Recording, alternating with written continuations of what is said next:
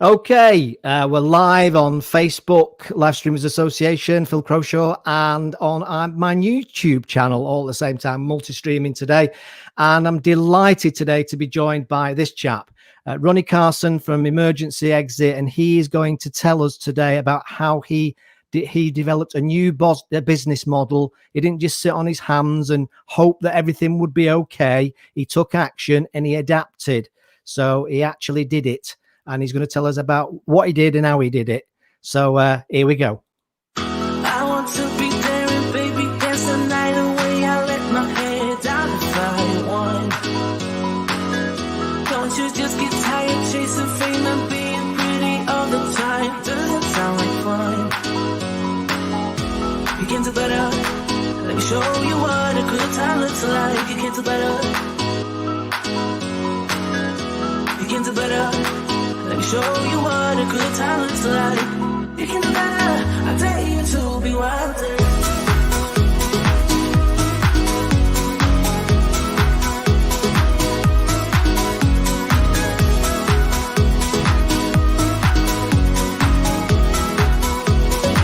Let me show you what a good time looks like.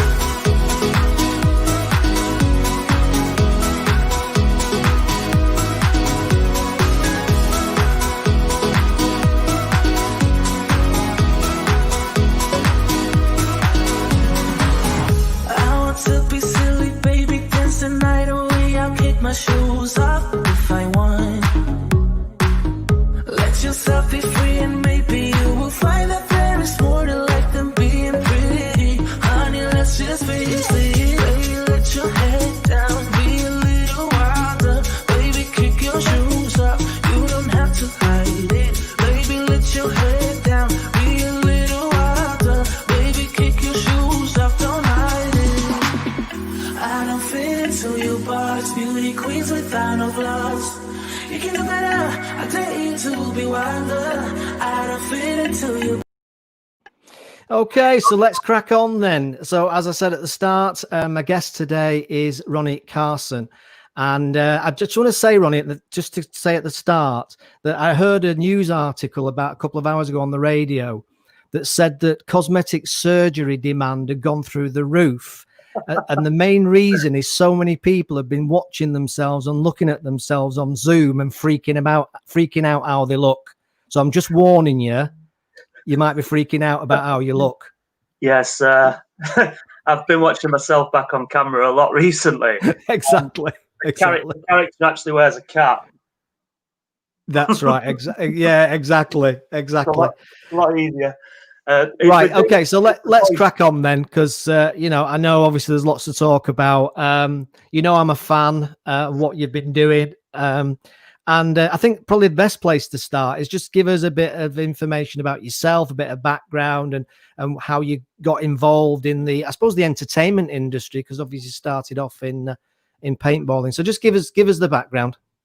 Oh gosh, how far do you want to go? I was an ice cream man at 14. I thought I was the coolest kid in the world. And I trained as a carpenter. So I'm a carpenter by trade. Grew up in an estate where you should get a trade. Realized that I could expand into other things. And then eventually, if it went wrong, I'd always fall back on the trade. I opened a paintball site. It was a passion of mine, paintballing. I went all around the world playing paintball. True story. And along the paintballing, we ended up working with the likes of ITV, BBC as film locations, program locations, independent films. We'd go out and work with shows to anything that needed paintball, from Shameless to 8 out of 10 Cats, and we just ended up in that kind of industry. Then I was fortunate enough to, well, unfortunately, the paintball market died, and I did see that coming. It was not a quick process, nothing like this year. And I looked for what was new, what was coming, and figured that things now have a life. They seem to have a lifespan. So rather than invest forever and be emotionally invested forever in something, get in, make the money, have fun, provide a service, and then realize that there should always be an exit strategy. So I then got into the escape room industry. seeing that as the fastest growing. It was something I was watching happening abroad. I was watching New York, and I figured anything that could survive in that postcode would be worth watching. And New York was getting rave reviews. It was happening. I like to read the what's going on in New York for some reason. And I decided it wouldn't be too difficult. So I went and played a few of these games. Thought to myself I could do it better. Reached out to a couple of guys, see if they wanted to get involved.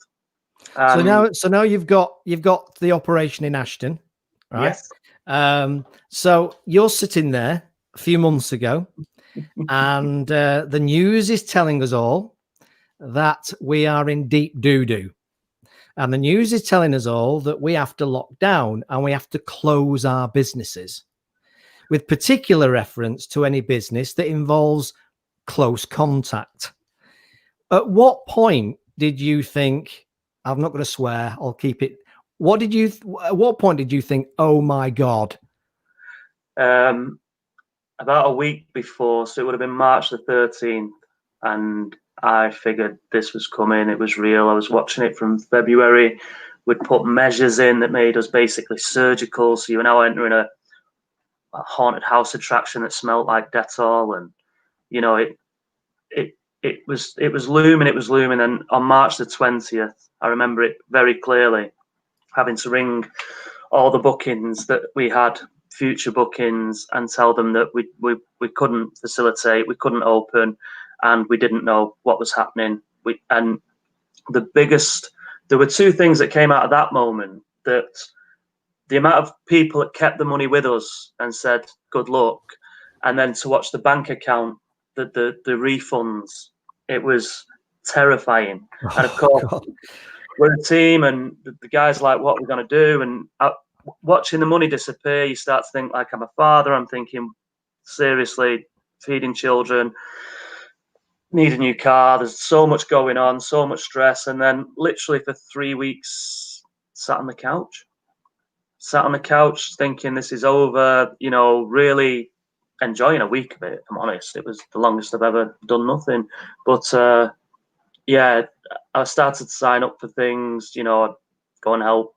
I'd be a porter at the hospital if they'd let me. I've not been that still for so long.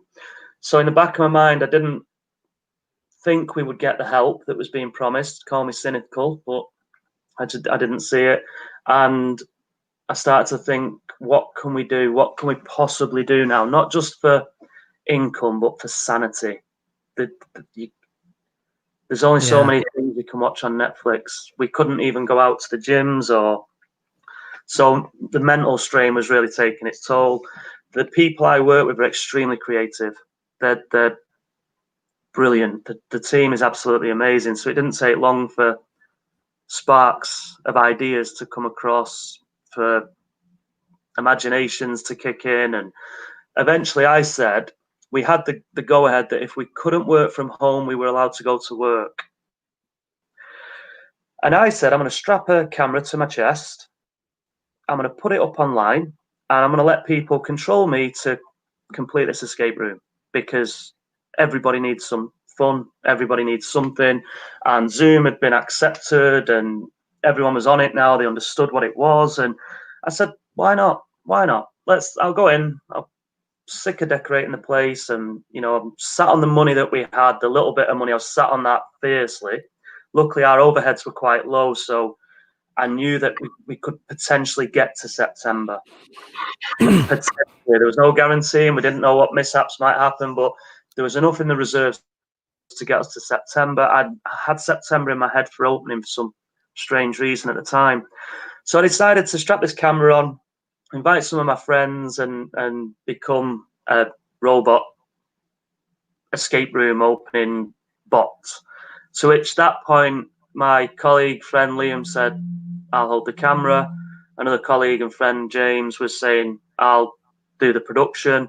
And Charlotte was saying, I'll make everything digital happen. So we actually ended up with a full production team, camera crew, and we evolved the story. So it's not an escape room anymore. We're a ghost tour team who are going to operate remotely.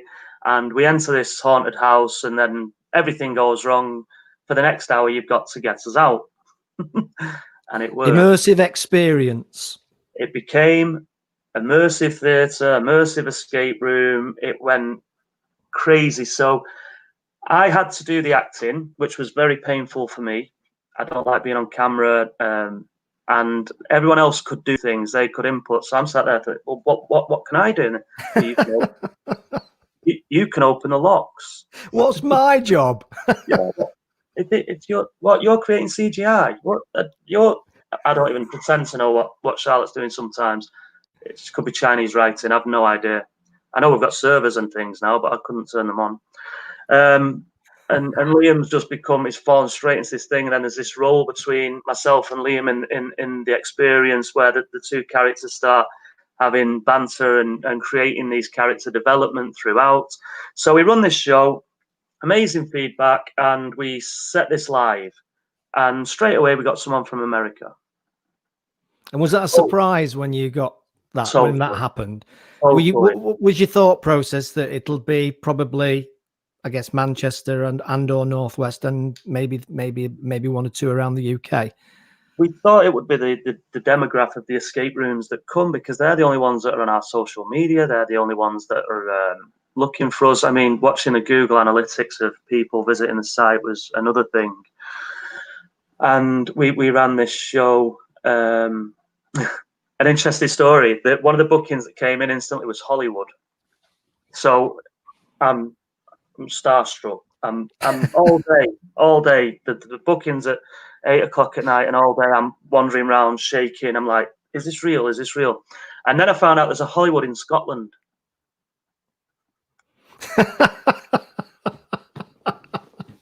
That'll teach you. Saying to me, Mum, I'm running this thing tonight. I'm going to be like literally acting in Hollywood tonight. And she's like, oh, that's amazing. How did it go? It went. But then, ironically, the next day we got this Hollywood booking, this address from Hollywood. So it happened, and they've got this huge TV on the wall, and the family's all gathered around it, and they're shouting at the telly. They're telling me what to do. We're having banter. It's like, all of a sudden, it's like you're not digitally at all. You are there. And that's a lot of the feedback is I felt like I was there. So then at the end, I think it was the second game of the second night, I do a Q&A, some feedback. How did it go? What worked? What didn't work? This is brand new. No one's ever done it before. So we need as much critique as you can. And that's when something truly amazing happened. There was a chap called Chris, and he said, I need you to know that I work for Universal Studios. And it was amazing.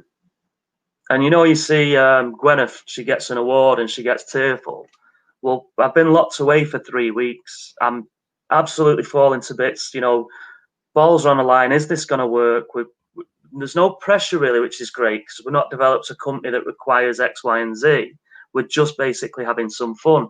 But it doesn't stop the anxiety of whether, of what this means to us.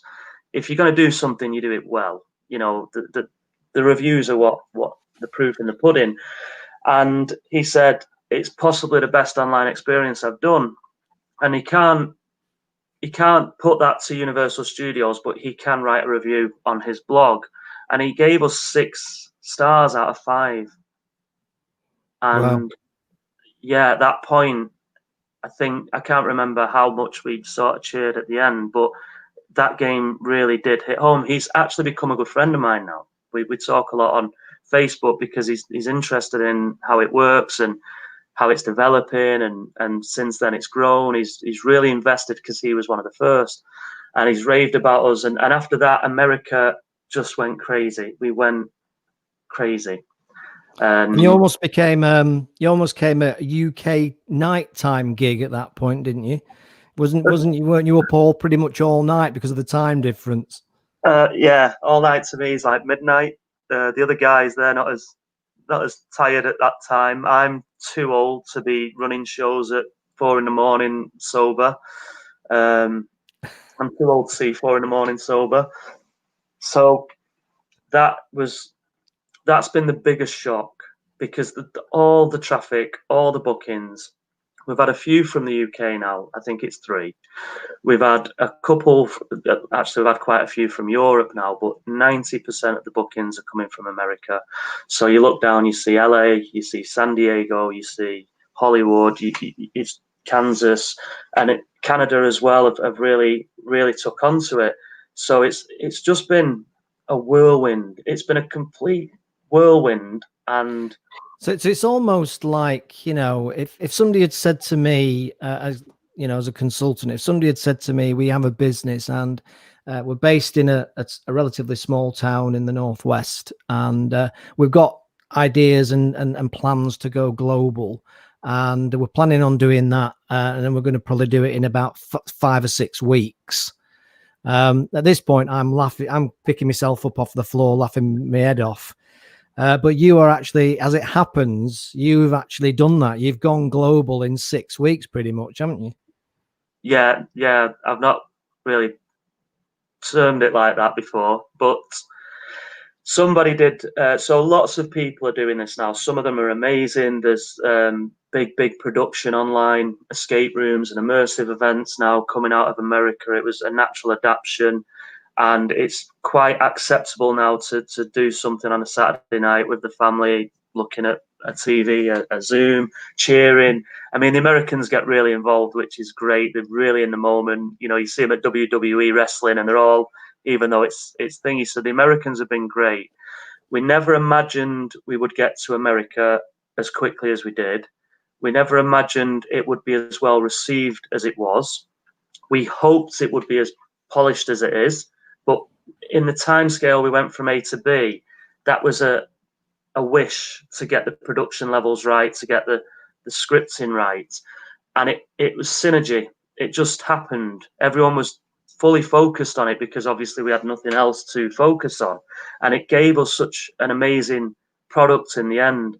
So then lots of other rooms came up around the world. Now I think there's over 300 experiences. So somebody has played every single room, a group of critics, and they made a chart of the top 200. So they played us, and we were super nervous because we knew who they were, and they played us, and afterwards they said that was really, really good, absolutely exceptional. So look at the chart, keep your eye on the charts, and the top 40 went up, and it read, you know, LA, Athens, Hollywood, all these companies are out mainly in the States, Orlando, and then the next day it read Ashton-under-Lyne, number 1, LA, number 2, Ashton-under-Lyne, number 3. And I think at that point I rang you up, delirious after about 2 hours sleep, going, we're number 1. So this basement, actually, I hear the sirens now, but this basement in Ashton, that doesn't lend itself to people. You know, certain people have stigma of where they want to go on a night out, so we don't always encapsulate that. But all of a sudden, all the restrictions that have been there to us in reality, in physical terms, have been lifted. So is there an element then of one of the reasons, and there's probably numerous reasons, but one of the reasons why it's obviously captured the imagination of the US? Do you think there's an element of it that it's in the UK and the way they see the UK in terms of oldie, worldy, scary, ghosty? Yeah. Is there any element of that, or is that not the case? Well, our story is based before their inception, so they literally are having an authentic British experience with British, you know, actor. Somebody put, you should play this. This guy's obviously got thespian training. And I read the review. I was crying with laughter. I was like, I'm a carpenter from Manchester. Yeah, but that's part of the fun of the story, isn't it, really? Yeah. So in the story, I'm very nervous. I'm very new to it all as well. So that was because I am very nervous. So the Americans have adapted. What's become really relevant is the price structure. They would pay a lot more to do what we do in the States. So obviously to them, we're actually under-marketed. That learning curve, we just wanted to earn some wages and a trickle of money. The prices have since gone up. Sorry. So the Americans would be willing to go to a show and take a risk on a show a lot more, and they can't. Not all Americans, not all English, don't mean stereotype, but it seems more cultural. So we get families doing this, whereas in the UK they seem to be the purists, the enthusiasts who are taking the leap of faith. In America, they're not necessarily always escape room people. They're not always theatre people. We're getting a crossover of the two. And then the word of mouth is really hammering home. When escape rooms first opened, someone say to you, go and play this escape room. And people would be like, what's an escape room? And say, well, they lock you in a room for an hour and it's great. It was the hardest sales pitch I've ever come across in my life. But you can't tell them why it's great, because that's the discovery, that's the journey, and that's the adventure. So I tried to deliver it like you're part of a film, or you're part of you're a show, you're a master of your own show, you're a character in your own book. It's a choose your own adventure puzzle room. And I couldn't hit the pitch. And that was the hardest part of selling tickets for the escape rooms when we started. Now, since people do it for you, if they have a good time, they're openly telling their friends and family to go and do this magical thing that if you want to know what it is, you have to do it.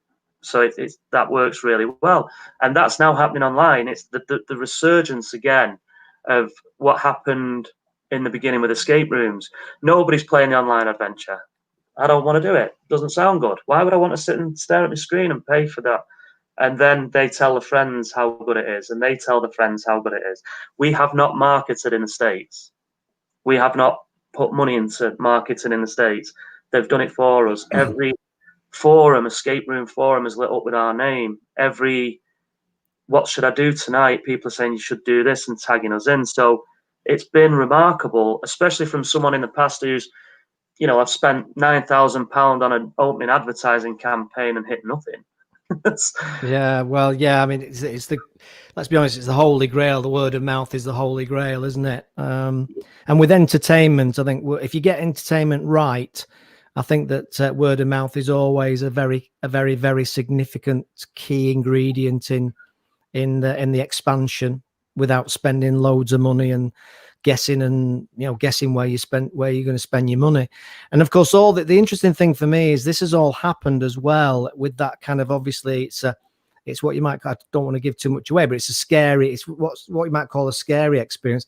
All this has happened in summer, which I find quite amusing, because summer's doesn't really work particularly well with horror, does it? Or scary.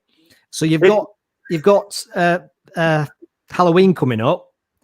Yes. What's your thoughts on how it's going to maybe expand even further, especially with the US being such lovers of Halloween? So yes, that's the natural order of things. What's transpired now, and the feedback is, it's become like the puzzles are almost a sideshow of the story. That the story's evolved, it's grown, and we're definitely looking at what we can do now to create an immersive event. I am involved in running Halloween events sometimes, and fun stuff as well, but that's gone. That is all gone. Watching the places close at the minute for Halloween is like a who's who of what's not happening. So as this is starting to adapt, I am starting to think whether we could do a feature length, almost Blair Witch style event where you control the mystery. I think it could be well received given the database and the feedback that we've now got. It's something we're working on, and then the rain starts and you think, oh, it might not be such a good idea. So we've maxed our potential in that location. So we've got 3 physical escape rooms. We've done 2 virtual events. They've got top ranking. They've been highly rewarded. The critics are paying to play it, whereas in the past you would invite them. That's been really quite overwhelming, because they want to get their review up now. Oh, I think I've lost you. They've lost the internet. Oh no, I've lost you on the internet. Oh crikey, I think your internet's gone down, Ronnie. Well, anyway, do you know what? We've got 25 minutes in there, which I thought was absolutely brilliant. And I think probably And would now have, we are looking to. yeah, I think we've got a problem with the internet. So anyway, we'll leave it at that. I'm going to close it down, and I will get Ronnie on again, obviously, at another time when the internet's not playing up. But just goes to show you what I always say: live streams, anything can happen. And in this particular case, it looks like Ronnie's internet's gone down. Mine went down the other day about half an hour before I was due to do a live stream. So I know these things can happen. And fortunately, it came on again with about 5 minutes to spare. So I think what I would say is to close off. I think as far as I don't think I'll be able to get him back in now. Anyway, as far as the key learning points from Ronnie's story is concerned, I think that there's a number. I think one of the see if he comes back in. One of the key learning points for me was about taking action. And not just over egging the what's the words I'm looking for, overreacting, if you like, to the situation, to the point where you cannot actually function. Yeah, that's what I was trying to say. You can't actually function. There's a fella here coming in. I think he's stalking us, so we'll get him back in. Hello, mate. There's me talking about online experience. Lo and behold, I'm on my phone. So yeah, no worries. I was just saying, actually, anyway, just lost you there, but that is what happens on live streams. This is the jeopardy. This is anything can happen. But I was just saying, actually, we were pending to do about half an hour anyway, so we weren't far off. But I was just saying there's some of the key learning points actually that I got from your story, and there's a number of them. And one of them was that, don't wallow and become completely inactive. Think about what you're going to do and take action. And that's what jumps out at me about what you've done. Is you've had the idea, lots of people had the idea, but there are so few actually do the execution.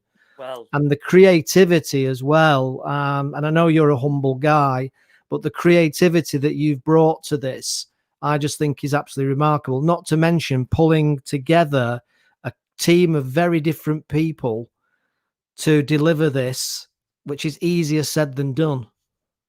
The team are everything.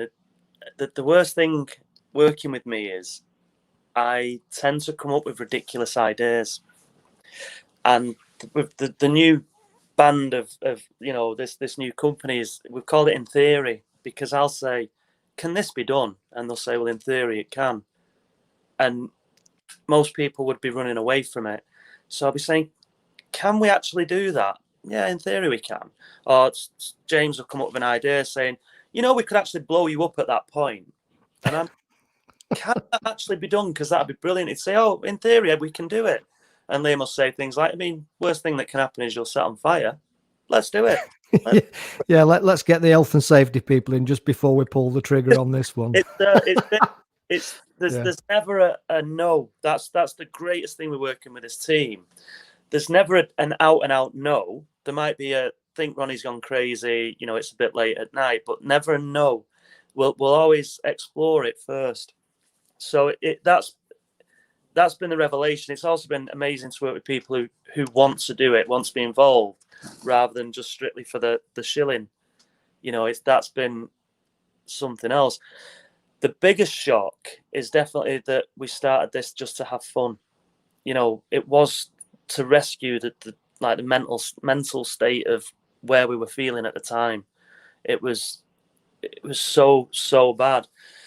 So we started something, sit there many times saying, let's take over the world, and it doesn't happen. You're underfunded, or something, that egos get in the way. That's something very real thing. With this, it's just been absolute synergy, and everybody's been on the same line. I'll come back to that point though of doing it. When you say actually doing it, I was sat on a couch on a forum talking to a lot of other owners, and I said I'm half tempted to stick a camera on my head and go and do the room for them. And the next day, some guy jumped on it and he ran with it. So he was a couple of weeks ahead of us, and he did exceptionally well in terms of hype, people talking about them being ahead of the curve. And that it was seeing that put the real rocket up my backside to say, what did I do there?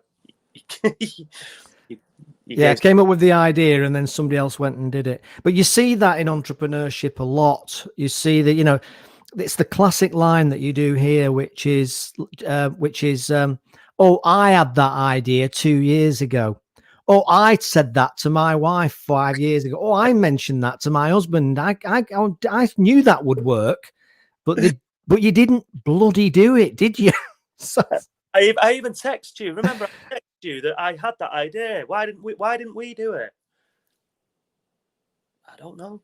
Yeah, no, exactly. And it's always factors. This was going live and trying to create an online thing. It was a minimum risk. If it didn't work, the escape rooms already had a great reviews, great following. You know, we couldn't do anything else.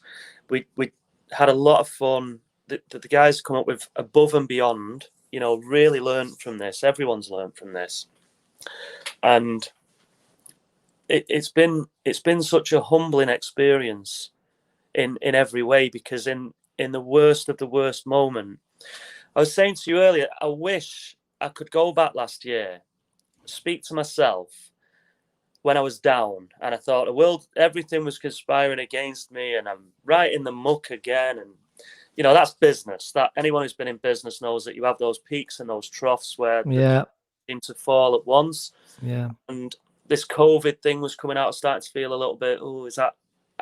And I wish I could go back and say, you have no idea what is coming. It's going to get more worse than, worse than you could ever imagine. Things are going to be, your entire life is going to be flipped on its head. And then you find out how you really cope. You sit and worry about things that might happen a lot. And sometimes they can really stop the creativity in themselves. But then it takes something like this to go, let's go for it. Well, I talk quite a lot on this show. Some of the people who've been watching it, they'll know I talk about this a lot. For me, it's all about resilience. That's the word I always come back to. And I'm not comfortable with the positive thinking vibe. But I get where people are sometimes coming from with it. You know, you can't, if you're too negative, that's not good either. But for me, it's about resilience, because you've got to, this is about survival. And I've been having this conversation with a few clients recently. It's like, just if you're in a position where you don't need to worry about survival and you've got, about 2, 3, 4 years worth of money in the bank, then fine. But if the reality is that you are staring down the abyss, then everything has to go into survival. It's like if you're up a mountain and you're halfway up the mountain and it's, maybe it's, really, really cold and you're in a tent and you're planning on all sorts of things. And, oh, yes, well, tomorrow we'll do this and tomorrow we'll do that. And then the day after we'll do the other. And then your tent blows away, and all of a sudden you've not got a tent anymore. It's not about all the nice things you're going to do. It's about survival. That's brilliant. Yes. It's about survival, and it's about getting back down that mountain. And what I keep saying, and people will be bored with me saying it, I think it's all about still being around when there's some kind of normality at the other side, whatever that is and whenever that is. It will come, but it could be year 2, 3, who knows how many years it could be. But the thing is, the people that, and I know I've said this to you before, the reality is that these situations, not pandemics specifically, but big occasions and big issues and big things that happen, it clears out the competition. Yes, there's lots of. I had that thoughts probably in week 1, that I sat down, I did the maths, I ran the books. I predicted we might get some help. I didn't ever imagine it would be the full amount. So I said, what happens now? If how long do we survive? And that's the truth. So we got the grant. We were fortunate enough to get that. And then I sat down, ran the numbers and said September. It is literally September. And if we don't open in September, what can we do with the space and the equipment and the things that we've got? So I allowed a couple of small shows. I let them come in, welcomed them. Tameside Pride event was looking for somewhere that had good internet and good space that they could utilize to run an online show. And I said, yeah, sure, use the place. I'm not, it's doing nothing at the minute anyway. And that's when it started to click in that what they were doing could make what we do possible. So they had the equipment, they had the know-how, they had the team. We've got a team, and we learned from that. So it was just being open to change. I know a lot of the escape rooms, personally, I know they just shut the door, and that was a wise thing. That's what I did, in my opinion. Some tried to develop, change. There's nothing wrong with that either, but you had to have that survival money. So when they opened us up a few weeks ago, this again, big mistake from me. I started to think once we were open again to the public, the money from the physical rooms would be much better because so many people needed to get out of the house. And I came off the gas with the online because I'm old, I'm lazy, and it happens at 2 a.m, and the physical rooms happen through the day. So on a personal, that's perfectly reasonable. That's perfectly reasonable. And lifestyle very different if I was 21 again. But I've got a question here actually from somebody. If I can just ask it, Yes. A question from Amy, and Amy says, "Do you think this is a new thing? Do you think this is a new thing that will stick around after lockdown is over?" The market we're performing to now are not locked down. I thought the second the American market was allowed to go and play escape rooms, they would, and it would be the end. And that coincided with us opening. So I decided that there was no point carrying this on because the market would not be there. And that is, for me, was the intelligent way to look at it. You might get one online game, you might get 2 online games. It's not a business. It's not a business model. Once the ban is lifted, you go hell for leather back into the physical rooms. You bring the money in, you survive as quick as you can. They shut us down 3 days later. Yeah.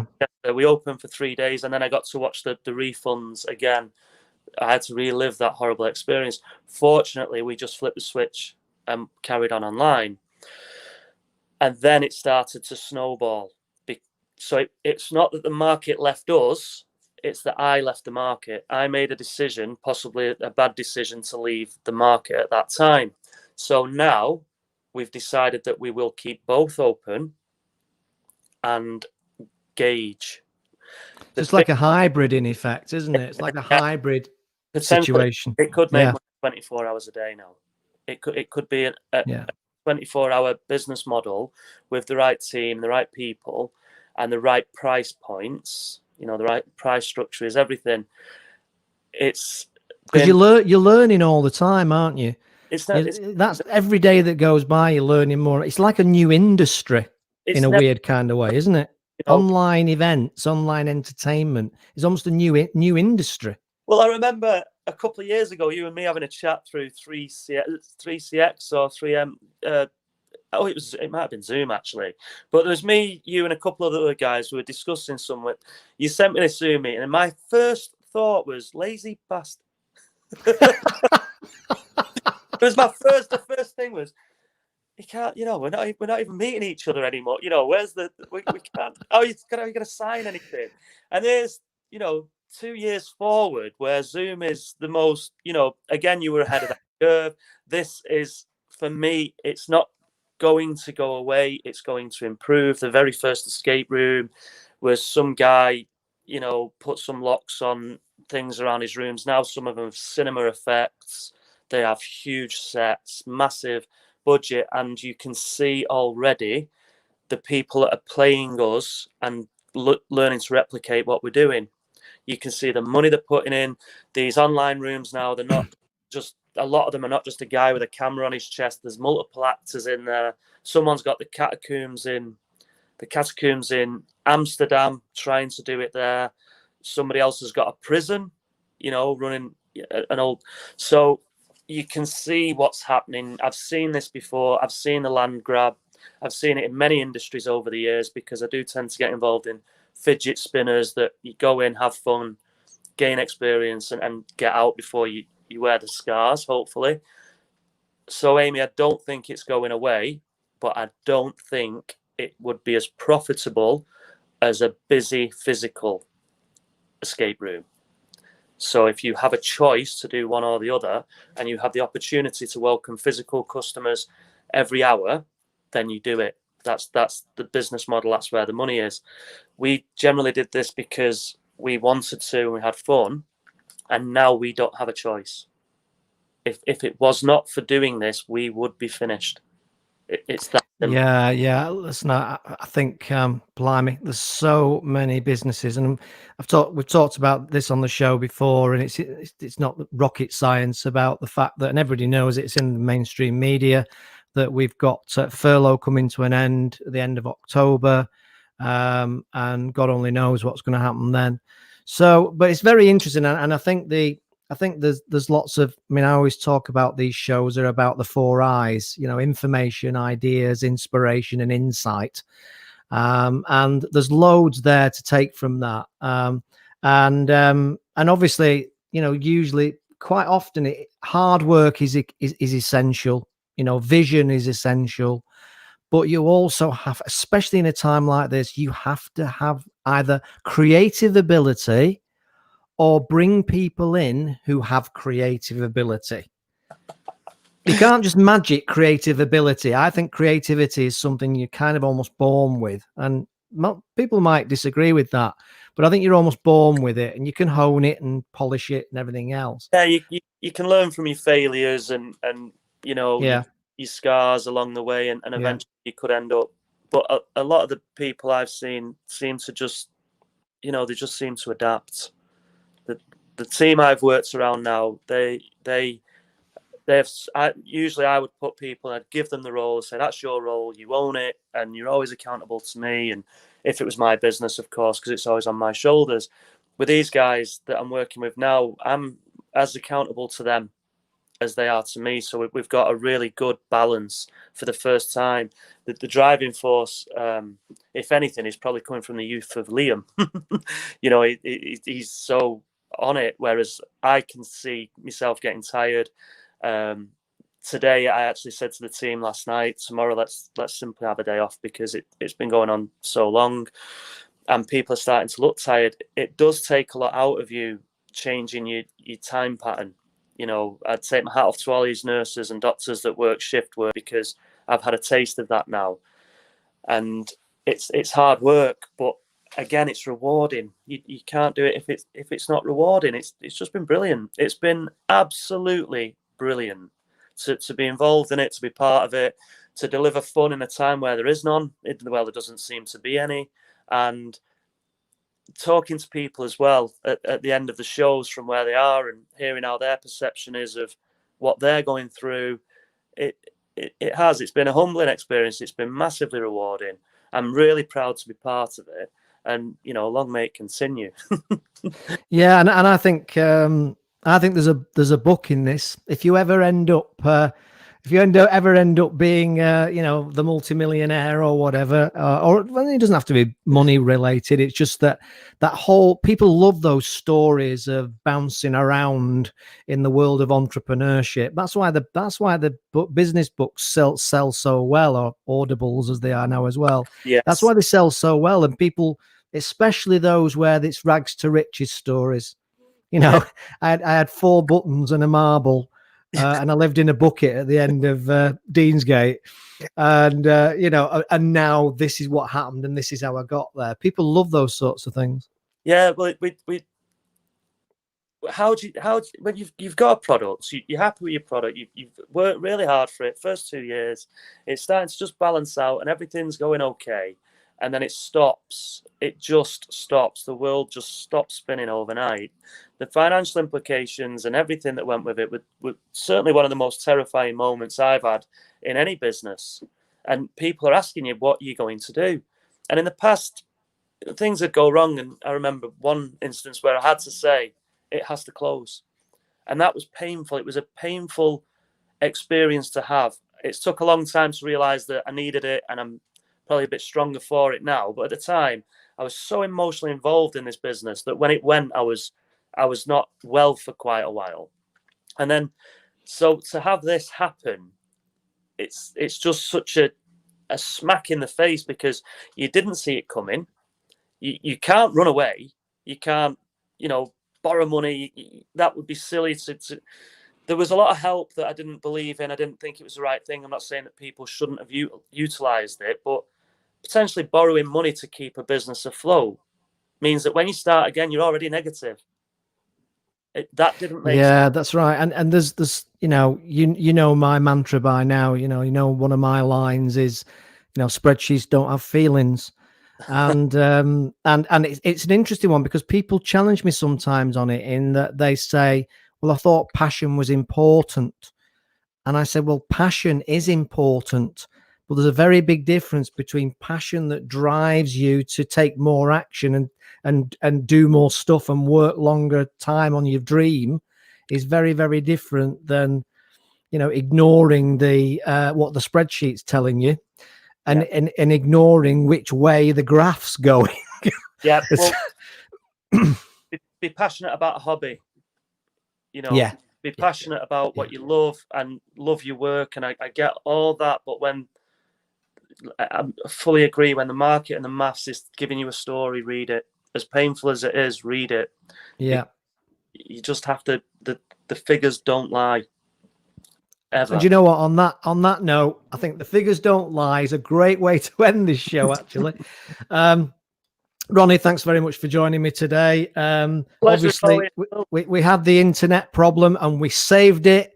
Great example of a bit of a save. Oh, hang on, what am I going to do? Better get on the phone. I waffle for saying nothing for a few minutes to see if you're coming back. Yeah, anyway, it's all good fun, isn't it? Yes. So, Ronnie, just to end then, how do people find out about what you're doing, emergency exit? How do people book on it, experience it, blah blah? The website e-exit.co.uk. If you're from the same household, we are allowing people through the door for the physical experience. But if you've done a lot of physical rooms, you want to try something completely new, in my opinion, I now believe what we're delivering online, for me personally, is a fantastic show.